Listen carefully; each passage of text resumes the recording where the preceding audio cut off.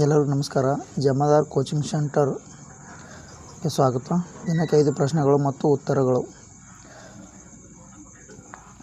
ಅದರಲ್ಲಿ ಮೊದಲನೆಯ ಪ್ರಶ್ನೆ, ಕರ್ನಾಟಕದ ಅತಿ ಎತ್ತರವಾದ ಶಿಖರ ಯಾವುದು?